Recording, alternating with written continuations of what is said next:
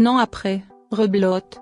L'excellent Baptiste Rennais a changé de club mais en passant de Dijon à Toulouse, il a commencé le championnat par la même punition, une large défaite à Marseille.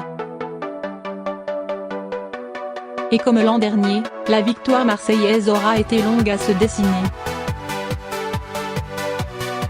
Logique, mais pour des causes différentes. L'an passé, l'OM avait déjà 2 matchs dans les jambes et notamment son retour à Ostende le jeudi en Ligue Europa.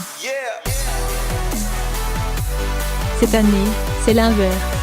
L'OM avait disputé 7 matchs amicaux, pour 4 défaites à la clé et, outre les 4 finalistes de la Coupe du Monde encore trop juste pour être titulaire, il y avait un Ocampo à peine remis d'une blessure à la cheville et qui n'avait joué qu'un quart d'heure en préparation.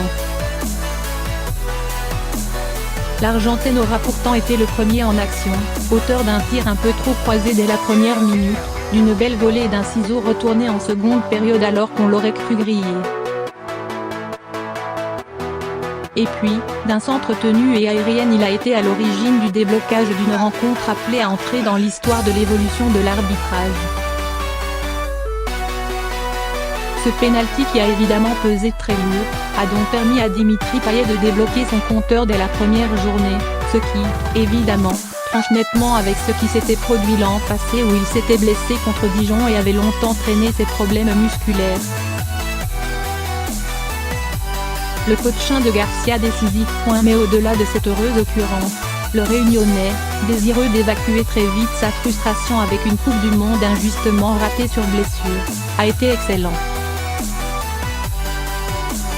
Passeur précis, ses orientations ont souvent lancé des actions dangereuses, comme celle qui avait vu Ocampo effectuer un contrôle trop long. Là aussi, la différence avec le succès de l'an passé contre Dijon est significative, l'OM avait fait le break grâce à un but marqué de la nuit par Clinton N'Jie. Cette fois-ci, c'est son meilleur joueur et capitaine qui a assis le succès olympien, au terme d'un beau mouvement collectif. Certes, là aussi, c'est l'intervention du premier remplaçant et donc le choix de Rudy Garcia, qui ont été décisifs. Entrée côté droit, en position offensive, Bounassar a bénéficié d'un bon travail de Morgan Sanson pour conclure par une frappe puissante dans un angle réduit. Le ballon repoussé du pied par Rennais a fini devant Payet qui a conclu d'un plat du pied magistral. Il ne restait à l'OM qu'à obtenir le même score que l'an passé. Il lui a manqué un peu de réussite pour Ocampo et surtout pour Valère Germain, qui, d'un coup de tête décroisé et sur une incursion axe droit, un peu similaire à celle de la finale de la Ligue Europa, n'a pas réussi à briser cette malédiction. Heureusement pour sa confiance, il est parvenu à trouver la cible, de fort belle manière aussi, d'un ballon enveloppé sur une passe en profondeur de Morgan Sanson. Aujourd'hui, cela peut sembler anecdotique, mais pour lui c'est important.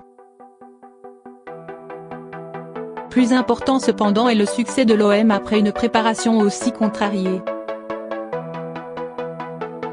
Le fait que Florian Thauvin ait marqué le 4e but pendant le petit quart d'heure qu'il a passé sur le terrain lance la saison sous les meilleurs auspices. Ne nous y trompons pas, cet OM n'est pas du tout à son meilleur niveau. Mais il a gagné 4-0 et il a surtout beaucoup de marge. Steve Mandanda, Adil Rami, Luj Kaltakar n'ont pas joué, Kostas Mitroglou non plus et quand Luis Gustavo passera au milieu, il y apportera ce qui a manqué. En attendant, l'OM a frappé très fort, d'entrée.